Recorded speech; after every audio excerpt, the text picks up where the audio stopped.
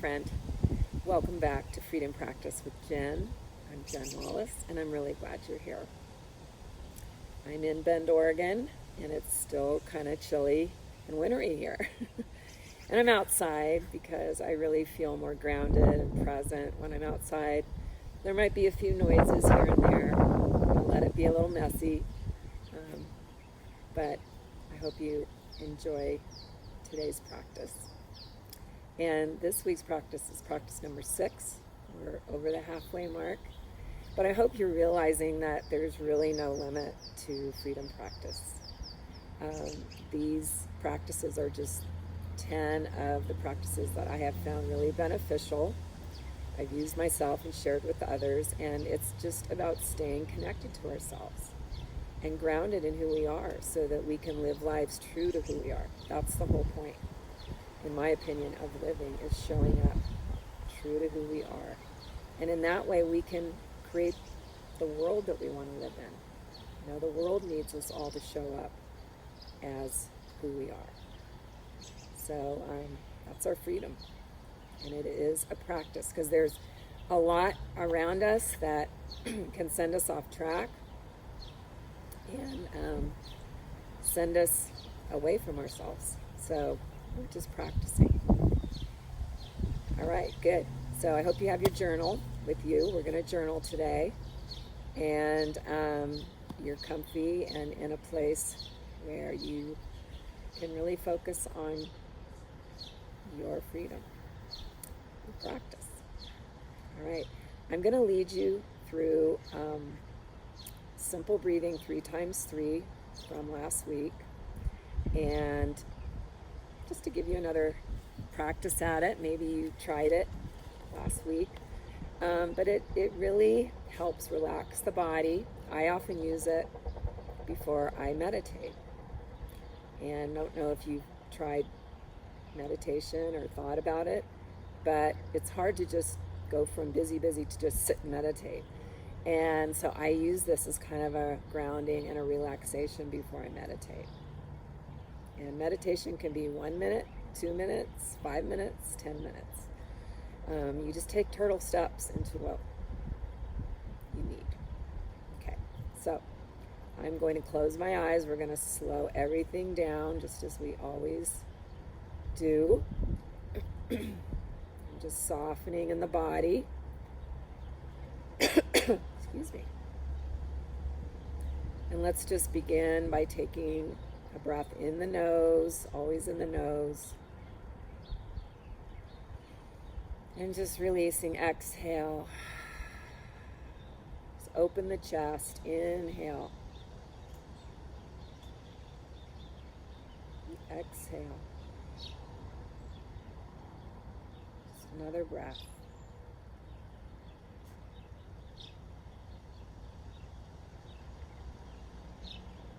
Now let's take 3 more. Inhale.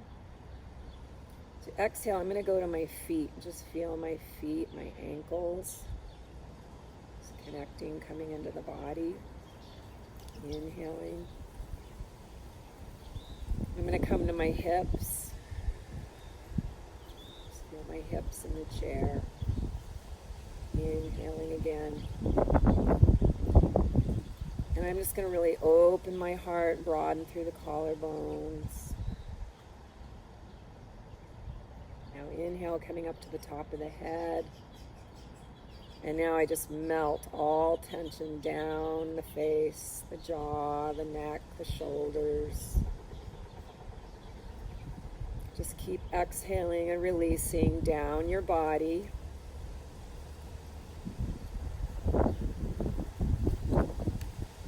All the way down, exhaling. Just releasing into the earth. So we just keep those slow, smooth breaths going. We can't take too many slow breaths. It just kind of grounds us. We just kind of land in who we are, right? Just kind of land there and just feel that openness, that calm. The mind is calm. The body is settled. The health benefits are just really off the charts. I really encourage you to really step into this practice of mindful breathing and maybe some meditation. Okay, so this week's practice is titled Feel What Is Real, Allow, and Release. Feel what is real, allow, and release. So, what I'm offering you this week is a way to really embrace experiencing your feelings as a freedom practice. Human beings were created to feel and have emotions. So to feel our feelings and feel our emotions is living authentically. We don't become our feelings, we experience our feelings. I don't know if that makes sense. There's a separation there. So there's a saying that says, what gets suppressed gets depressed. And depression to me is the opposite of freedom. Okay? So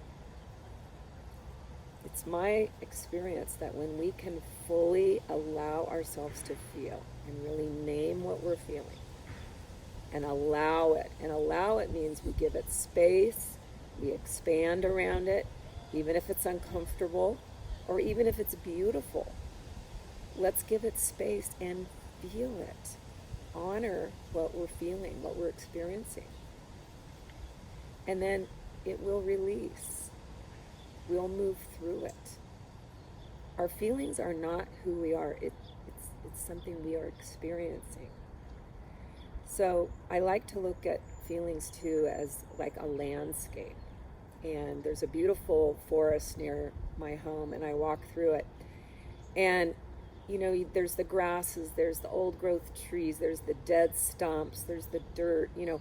But as you look at the whole landscape, it's beautiful. It's beautiful. And that's what I think experiencing all of our feelings and emotions are. It gives us this beautiful landscape to walk through in our lives. And we're not meant to get stuck in one place. We're meant to experience it and then move on to the next thing.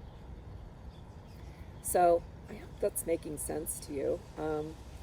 And I'm wondering what's coming up for you, because I'm not sure how you were taught to view your feelings, or if you were allowed to have feelings growing up, or you had to suppress feelings. I know growing up myself, grew up in a very busy, chaotic household. And so I learned to really be quiet and suppress and not make a lot of commotion or express myself, because I thought it would add to the commotion of things. So I learned to suppress at a very young age. And I've had to unlearn that. And I have. I really feel I have, but it's still a practice. And I was very close to a family member, and he used to tell me often, Jennifer, you're too emotional. You're just too emotional. And you're feeling, you're letting your feelings just, be all over the place, And so I would so I'd be very guarded around him. But away from him, I would think, you know what, that doesn't feel right. My feelings are what I'm experiencing. This is my life. This is what I feel. It's real for me. And so what I learned is that I need to validate my feelings. And it's not that I need to shout them,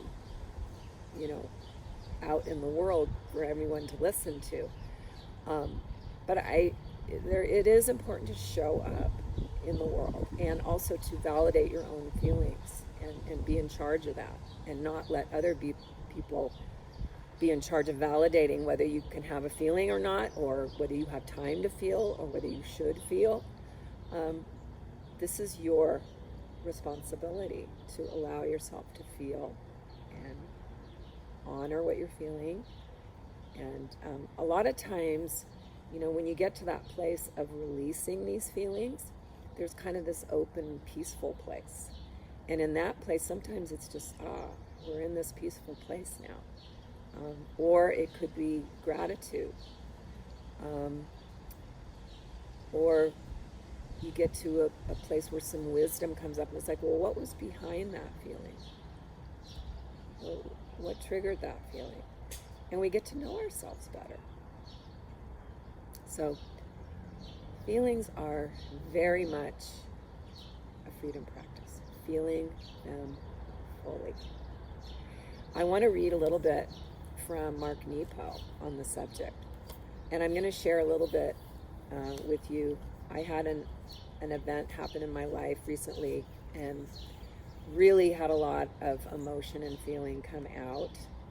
And it had to do with putting down my 14-year-old golden retriever, Ella, who I dearly, dearly love. And you can imagine all the feelings I was having. But the day I had to put her down, this was the reading from Mark Nepo. So the title is Feeling Our Way Through.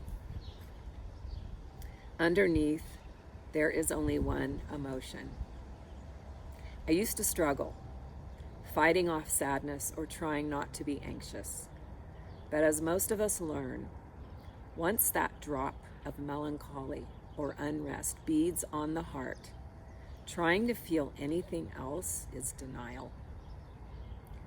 Once the mind, like a long guitar string, is somehow plucked with the slightest agitation, there is nothing to do but let it wring itself out. Love that. We all know the tears that turn to laughter, or the laughing that breaks open to a cry, or the anger that crumbles into tender loneliness, or the cool face of indifference that cracks, eventually showing its adhesive of fear. Amazingly, as the infinite forms of flowers all rise from the same earth, the earthly garden of emotions in all their delicate shapes and colors, all rise from the same earth of heart. What this opens for us is the often hard to accept fact, that underneath there is only one unnameable emotion, which all feelings know as home. Despite our efforts to be happy and not sad, to be calm and not anxious, to be clear and not confused, to be understanding and not angry, despite all the ways we carve up our reactions to living and then run from one to the other, despite our fear of certain feelings, it is feeling each of them all the way through that lands us in the vibrant ache that underrides our being alive. To each, this vibrant place is often healing. It's a hard thing, though, to lean into sadness. We don't want to let tremor of anxiety work its way through. For myself, my resistance to unpleasant feelings has been my fear that if I give over to sadness or anxiety or confusion or pain that is upon me, I will drown in it. I fear it will take over my life. I will become nothing but sadness or anxiety or confusion. But what I discover again and again is that feeling anyone feeling deeply enough, that is, thoroughly and completely, somehow opens me to the common source of all feeling. And at the source, no one feeling can last by itself. So through our feelings, not around them, we come upon the unnameable source of all feeling that can heal us of the pain of any one mood.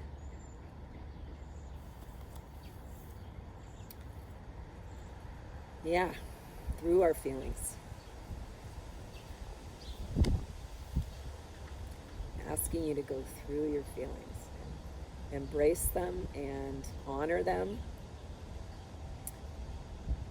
The beautiful feelings and the hard feelings, they're all part of the beautiful landscape of our lives.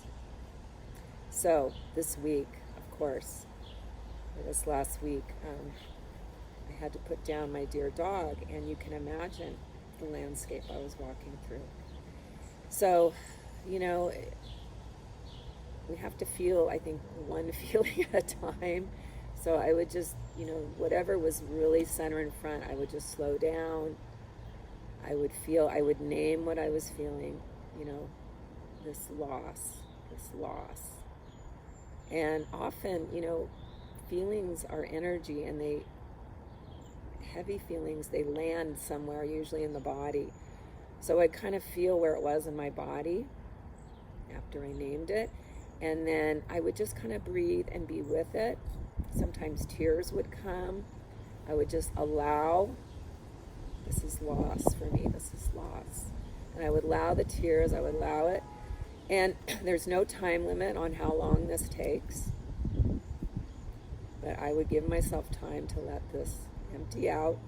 And then I would come to this peaceful place. And sometimes I would just enjoy the peaceful place. Or sometimes I would come to a place of gratitude. You know, even though she's not here, what the gifts she gave our family and me became very clear. And my intention is, when I think of Ella, is to think about the gifts that she brought and not to let her life defined by her last week. But I did need to go through that loss, those feelings of loss and sadness, and honor it as part of my life experience. So I hope this is making sense to you.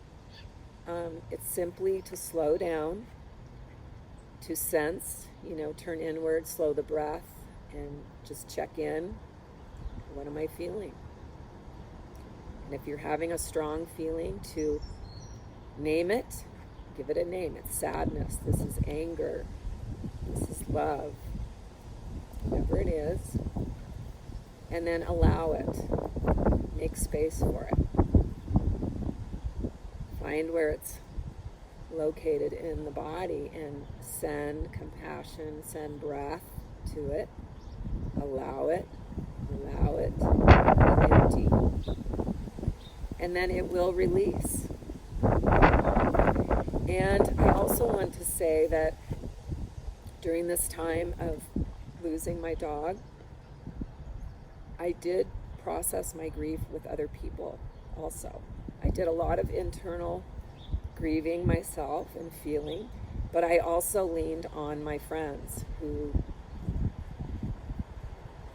had dogs, had lost dogs. And I needed support in this, and I reached out. So I encourage you, when you have these really big, strong feelings, that you reach out and get support to a trusted friend who will listen compassionately, a therapist who is compassionate, a coach. Just get support. You don't have to feel all of what you feel alone. And we are always having feelings and emotions, so it's nice to be able to feel them on our own. But sometimes we do need that support. Okay, so let's do some journaling, some freestyle journaling. Let it be as messy as possible. Just let the conversation flow. This is getting to know yourself on a deeper level. And I'm going to give you the prompts. So the first prompt is, this is what gets suppressed. This is what gets suppressed. Okay. Here's another prompt. This is what I've learned about expressing myself. This is what I've learned about feeling. What have you been conditioned and trained to believe about your feelings?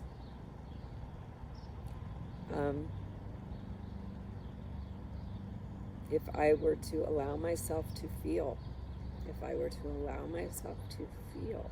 fully, what would that hold for you? Okay?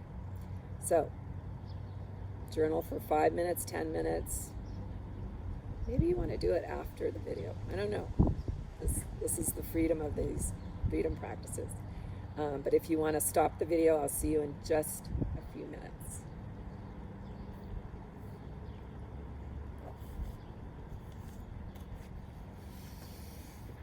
Okay, so hope you're getting some insights on what it's going to mean to you to allow your feelings and to see experiencing your feelings fully as a freedom practice, as part of living authentically as who you are, not holding back, not making rules, not suppressing,